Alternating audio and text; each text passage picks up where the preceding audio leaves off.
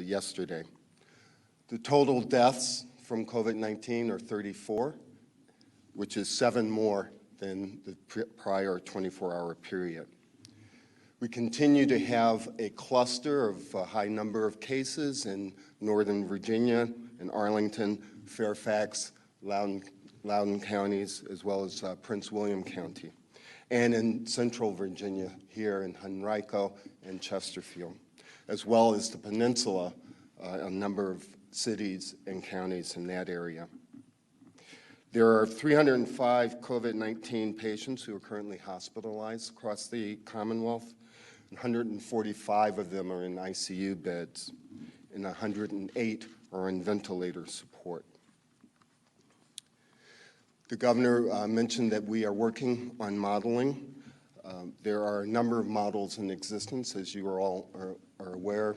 More than a month ago, Imperial College in London published the model. There's models from the University of Washington, from University of Pennsylvania. Here in the Commonwealth, the University of Virginia, at the Data Science Institute there, researchers have built a model that's being used by the Defense Threat Reduction Agency. They have agreed to work with us and have been working with us over the last couple of weeks. And we will, in just a few days, be able, I think, to present a model that has Virginia-specific data, which will therefore be a much more accurate projection on what we can expect here in the Commonwealth. And we'll report on that when that becomes fully operational. Thank you.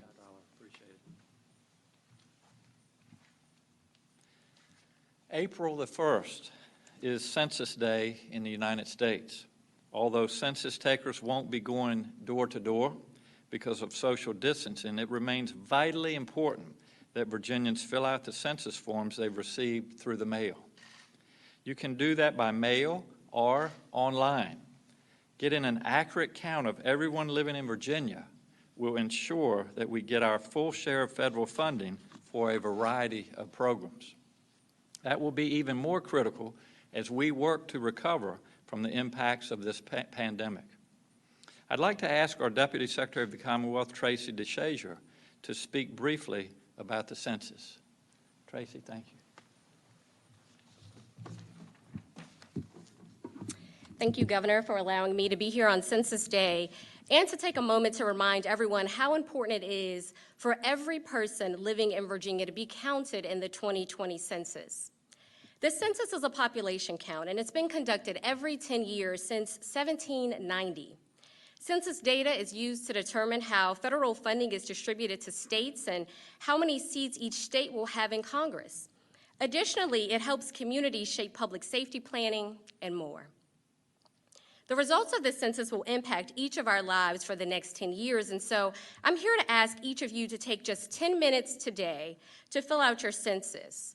Over the next few weeks, each household across Virginia received a letter with instructions to fill out the census.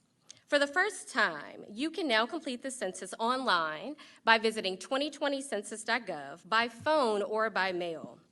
Everyone, including children ages 0 to 5, undocumented residents, everyone should be included and complete their census. By law, all census responses are completely confidential and your information cannot be shared. It can't be shared with law enforcement or anyone else. Additionally, the census will not ask you for your Social Security number, your bank account information, political affiliation, or citizenship status. Your responses are protected by law, and it will only be used for statistical purposes.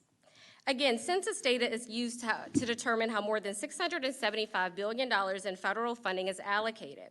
This includes programs such as Medicaid and Medicare Part B, SNAP, WIC, housing vouchers, school lunches and breakfasts, community health centers, Pell Grants, and federal student loans. We can't afford to have Virginians not be counted and lose out on critical funding to support our communities.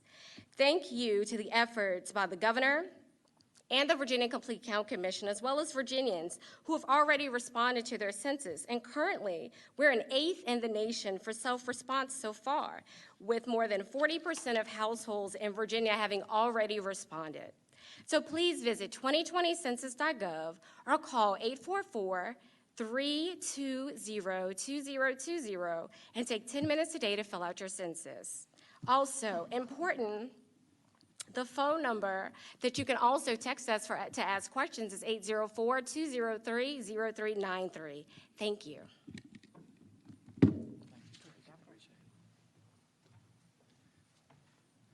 I want to reiterate that I know all of this is hard on everyone, and I thank all of you for the way you're handling this situation. Today is the first of the month, which means rent or mortgage payments are due. And for many Virginians, that comes just after they are being laid off or furloughed due to this pandemic. I encourage all of those Virginians to apply for unemployment. That will at least provide some help. For those who have federal mortgage loans through the Virginia Housing Department Authority, we're deferring loan payments for up to 3 months if people need it. We're also suspending evictions for anyone with public housing vouchers. On March the 16th, I asked the Virginia Supreme Court to declare a statewide judicial emergency, which they did. By suspending non-emergency court proceedings, we also suspended eviction proceedings through April the 26th. April also brings important religious holidays. This weekend, Christians will celebrate Palm Sunday. Next week is Good Friday, and then Easter Sunday.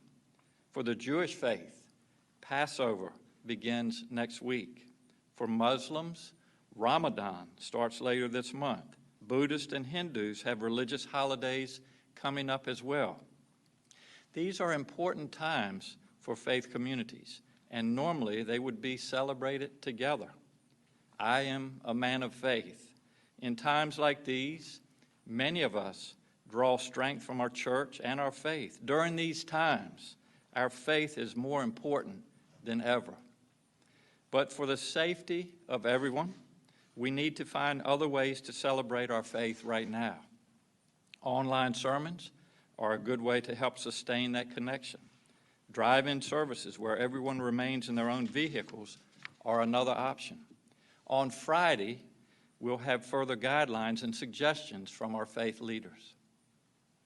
Yes, we have some people who are not following social distancing rules, and to me that is frustrating. But we have so many more Virginians who are, and to all of you out there that are, I say thank you. We have frontline workers, from our medical staff to our grocery workers, to the folks in our school divisions delivering food to students who are working every day to help other people. We have people sewing masks, signing up for our volunteer medical corps, looking for ways to help out. We had people in Northern Virginia who raised money to buy laptops for students, and they donated those with hotspots and prepaid cards to get internet access to students all the way on the other side of the Commonwealth in Bristol. I can't tell you enough, Virginia, how much we appreciate everyone who is stepping up. If all you're doing is staying home, that in of itself is a contribution, and I thank you. We are all in this together. Thank you, and we'll be happy to take your questions. We're going to start with the phone. We'll take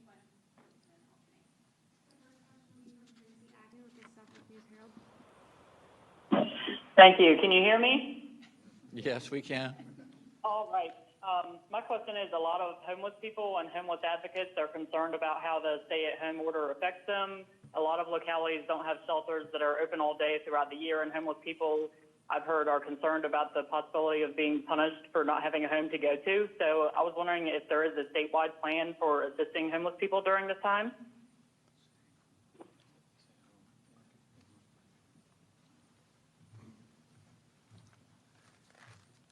Thank you, Governor. We are cognizant of the challenges on the homeless population, and we're working with Secretary Lane to secure financing to find places for folks who are homeless. We don't want them in a homeless situation because it makes them more vulnerable to disease. So we are working on solutions for that. Thank you, Brian. Yeah, two questions about medical infrastructure. One about PPE. When you say that we still need more, how much more do we need specifically, and where are we seeing the biggest shortages?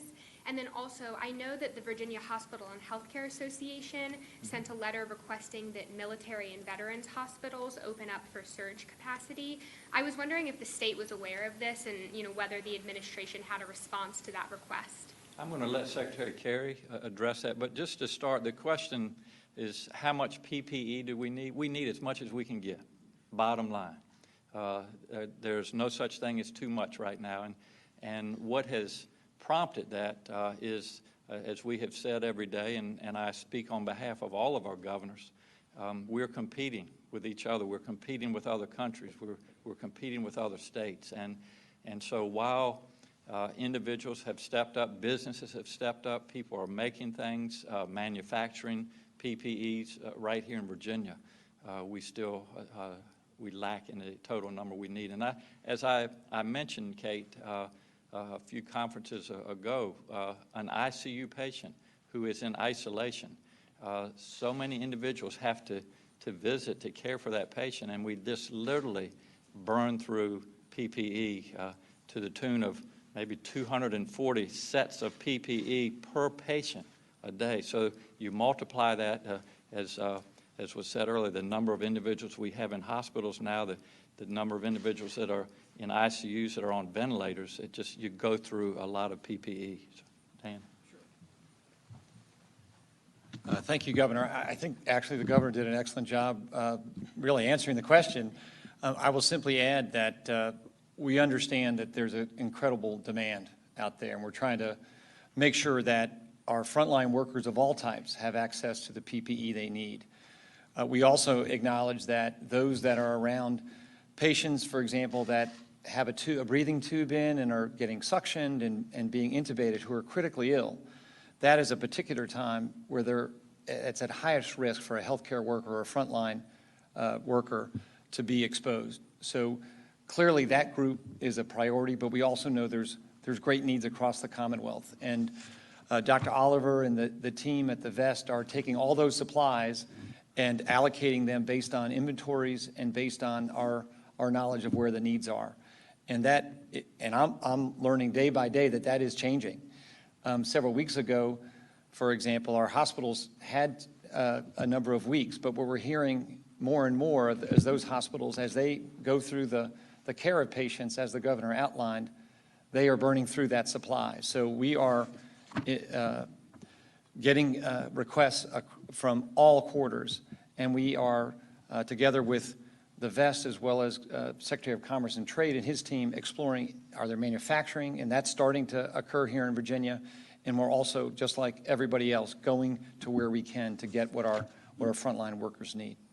I think there was a question about military hospitals, and I was going to defer to, if it's all right, Governor, to Secretary Hopkins for Veterans and Military Affairs. Before he goes, you might want to just explain the difference between hospitals expanding their capacity and then what we're doing in addition with the sites that we're talking about. Sure thing. Thank you, Governor.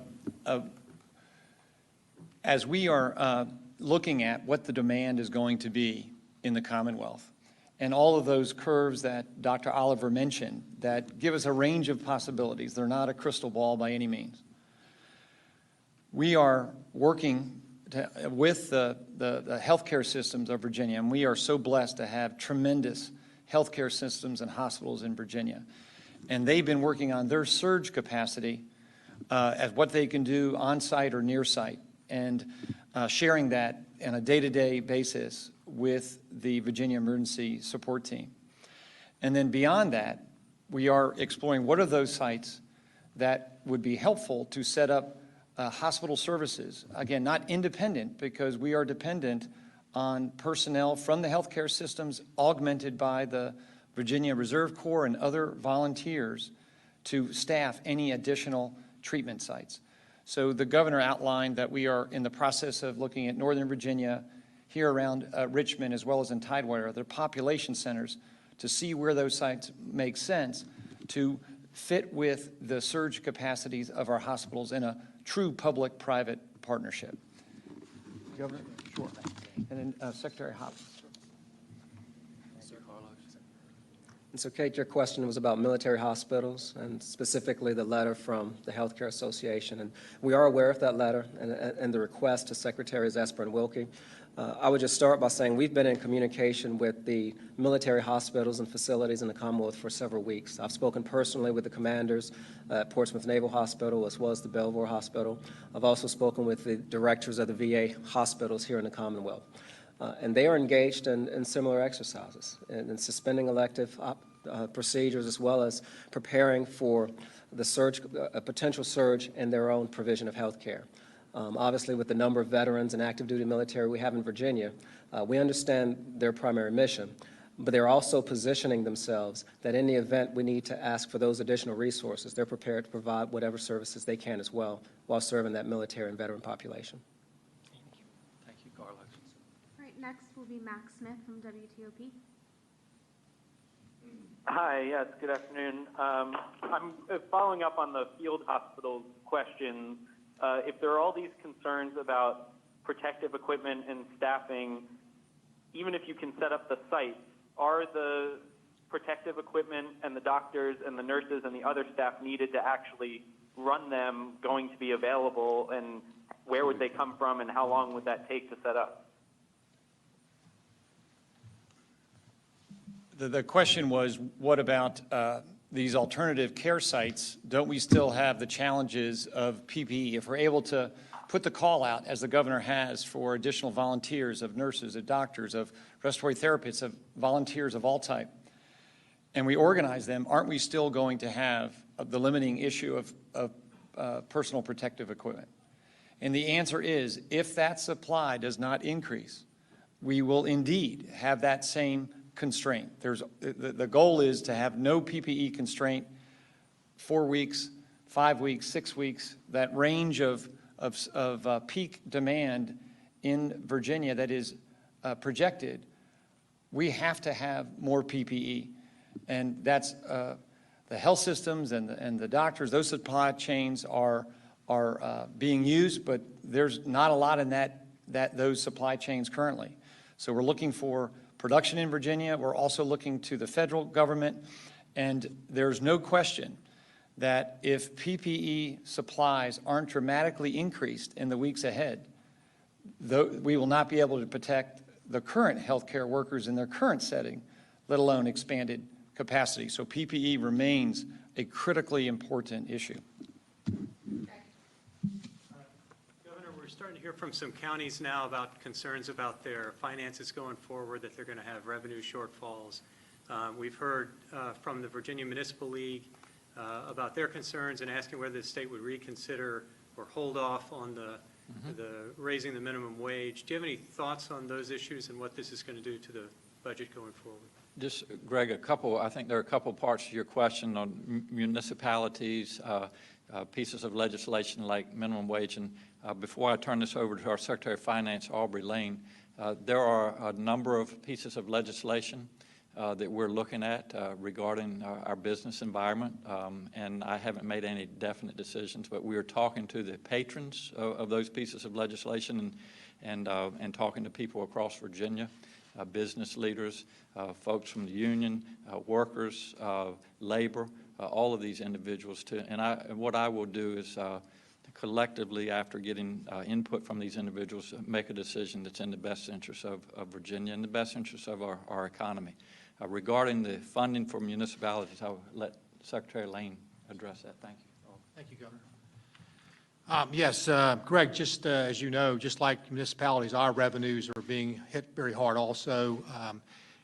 And so every action we taken to date has been in support of, as you heard Dr. Carey and others talking about, getting the protective equipment that our first line responders need, our hospitals need.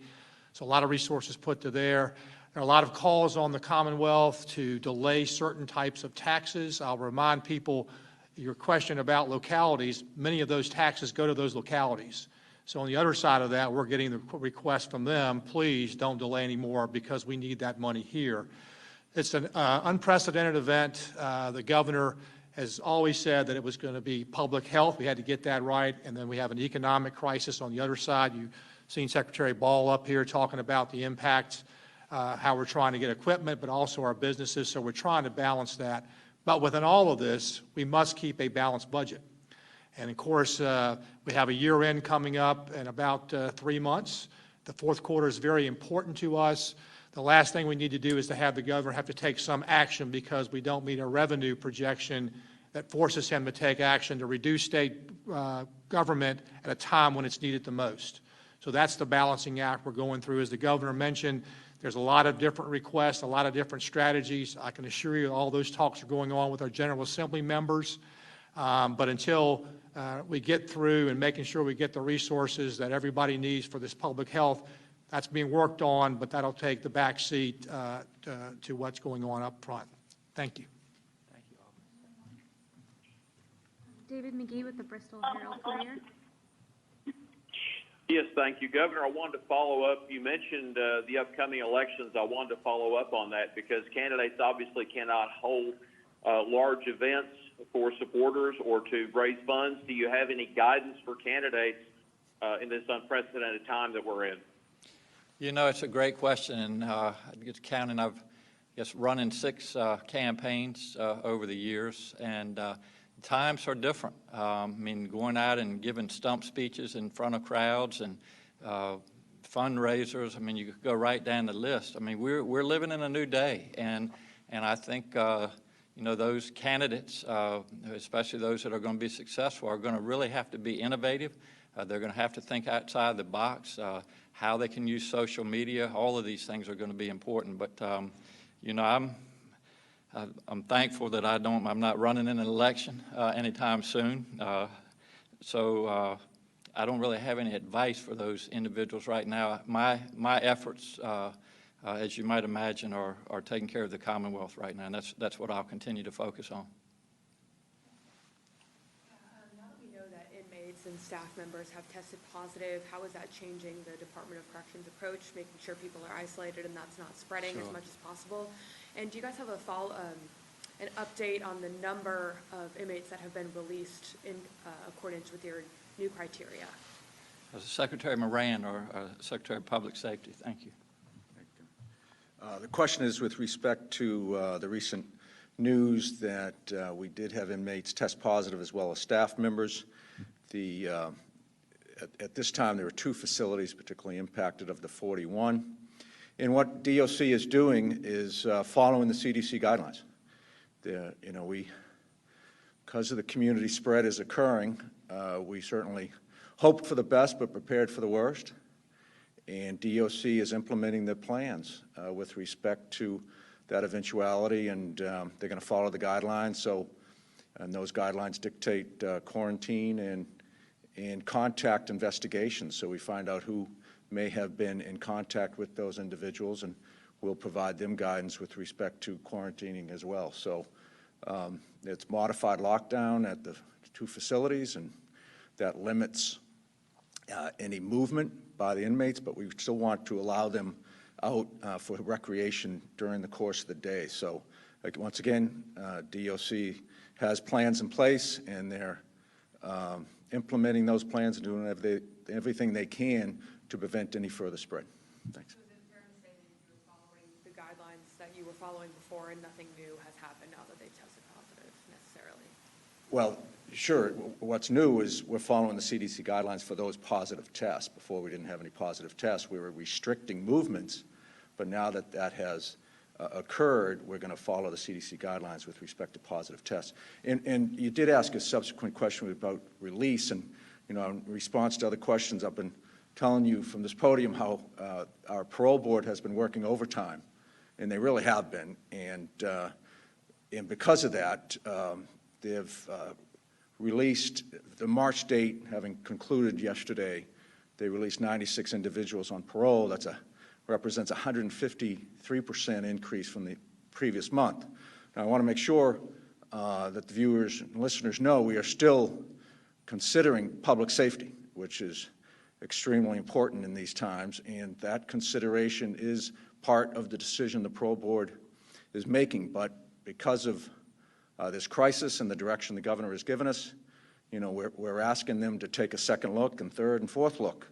And because of that, they've increased the parole release percentage. Luann Rice with the Roanoke Times. Yes, of the 41 alternative sites that were evaluated by the U.S. Army Corps of Engineers, were any of them west of Richmond? And are you thinking that there's enough capacity within the health systems in the other regions of Virginia that they won't need the military hospital? I'm going to ask Secretary Hopkins to address that. Thank you, sir. With respect to your first question, I believe you asked of the 41 sites, how many were west of Richmond? The way the Corps, working in conjunction with the Department of Health and the National Guard, we've looked at sites and looked at where we see the greatest need and potential impact on hospital capacity. And so that's how we've prioritized the Northern Virginia region, as well as the Hampton Roads region and the Central Virginia region. I will add, however, the team is conducting assessments west of Richmond, and we'll start heading out to Charlottesville and Roanoke next week. With respect to the second part of your question regarding capacity, and I'm going to have to defer to Dr. Carey regarding the capacity aspect, but it is the anticipation of the military hospitals that they will be prepared to address surge capacity within the military hospitals and continue to coordinate with the local health systems as to whether there are any additional needs. But I'll defer to Dr. Carey on the capacity. So the question really was around capacity, and how did capacity lead to focusing on the high population areas. And the reason is because that as you look at the spread of this disease, it's the areas that are going to get it fast and most the soonest that have the highest likelihood of exceeding their supply, their access to hospital beds, for example. So I think it's really important to focus on those areas that from the models as well as from the surge capacity that the health systems can do on their own with assistance, but not a new site, that comparing that supply and demand led to those areas being focused on first.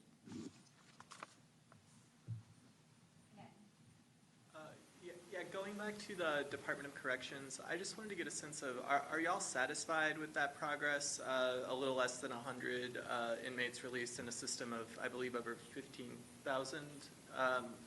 Are y'all where you need to be, you feel like, in terms of being able to handle this?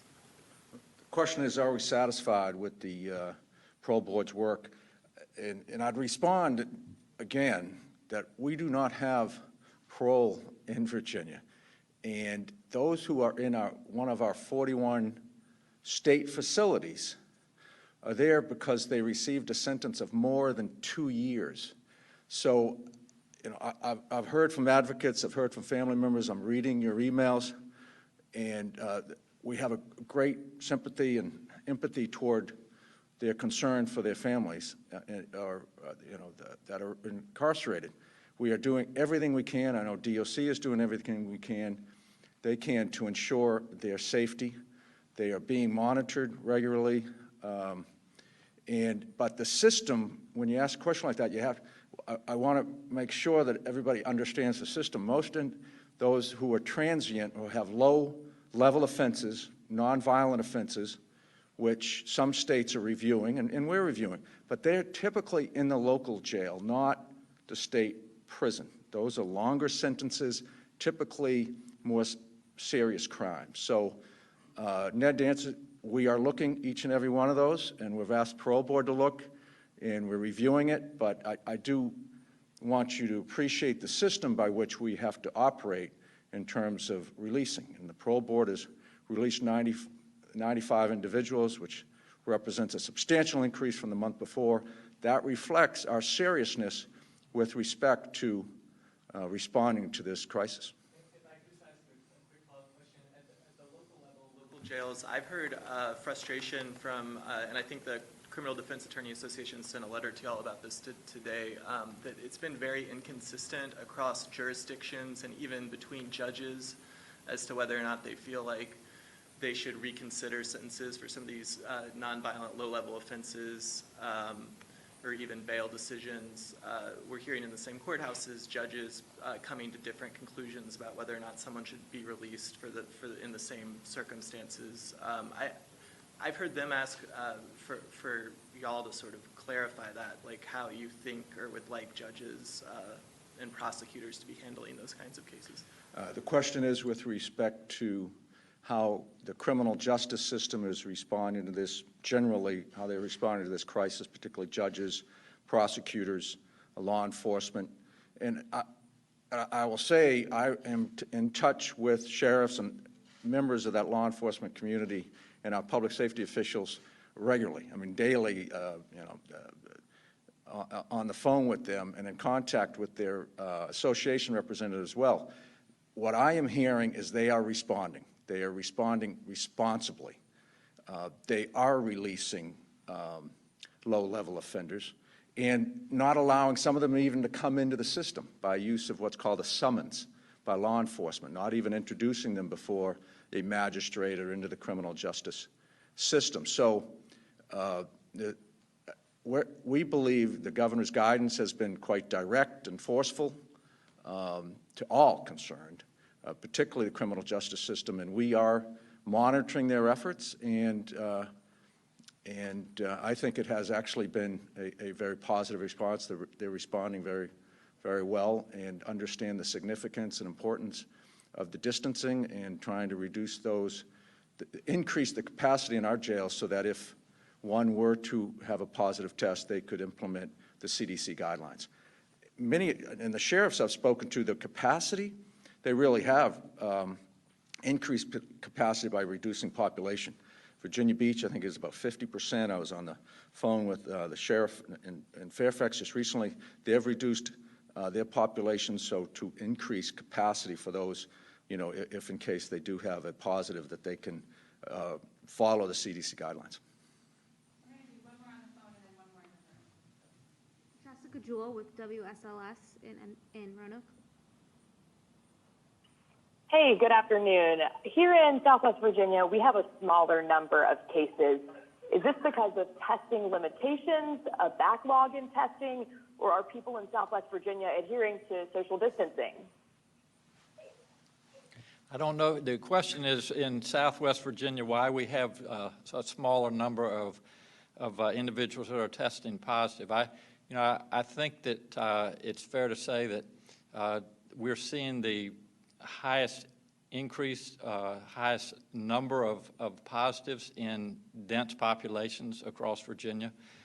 Certainly in rural Virginia, and I am from rural Virginia, we tend to be a little bit more spread out and don't gather in large groups. And so I think that's part of the reason for that. As far as the testing capabilities, when individuals have symptoms, if they've traveled, if they've had contacts, et cetera, they're going through the same screening mechanism, and if they meet those criteria, then they're being tested. But I think a lot of your question,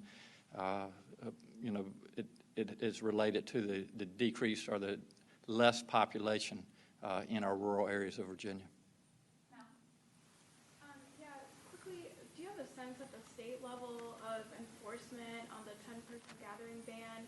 And second, about testing, given that the state's capacity has grown, are there any changes to the criteria? Who is prioritized? My question is, if we have more tests, what are we doing with that larger capacity? Yeah, a couple questions, Mel. The first was about enforcement, and I think that in talking to a lot of our law enforcement agencies across Virginia, they are taking this very seriously. We have had discussions with them, for example, in Hampton Roads after what we saw this past weekend, and so I would just encourage Virginians to take this seriously as well, and to know that if they don't abide by the 10 or less rules, that they are at risk of receiving a citation and a Class 1 misdemeanor. So hopefully that answers that. And the second part of your question was about the testing. Dr. Tony, maybe if you just kind of give us an update on where we are with testing. Thanks for that. Yeah, I think they were asking about it. Okay. If I understand your question correctly, you're really asking about the criteria that we use for testing, and the criteria has been set by the Virginia Department of Health. It's been broadened since the beginning of this pandemic, but we still have a limited number of tests. We've had expansion in that number, but it's not at the level where we can just do broad-based, population-based testing. So we have focused in on those areas and populations that are at highest risk so that we can identify cases there quickly and do the contact investigation. And at this point, we haven't envisioned changing those criteria.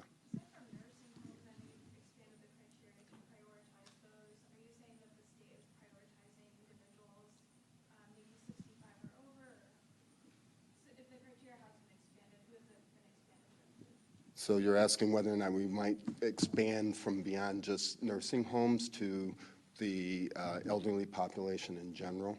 And what we've focused on is on those who are in the, as you've seen from around the country, nursing home facilities, assisted living facilities, and hospitals have been the places where the most, the highest risk patients have been. And those are the areas that we're focusing on, and we'll continue to do that for the foreseeable future. Can we get a quick update on the testing capacity at the state lab? Thank you. So the question was about testing capacity, and we did have one significant change this week. The state laboratory completed our evaluations of automation and being able to run larger batches, and we were able to double our throughput per day testing. So prior to this week, we were processing or had at capacity to run about 100 patients a day with reporting out those results same day. And now we have doubled that capacity, which came timely in the fact that we're seeing more community spread, as well as we're seeing increasing outbreaks in nursing homes, in institutional settings, and in other communities. And so our ability to process double the number of patients in a day allows public health to respond more rapidly to those outbreak and emerging disease situations.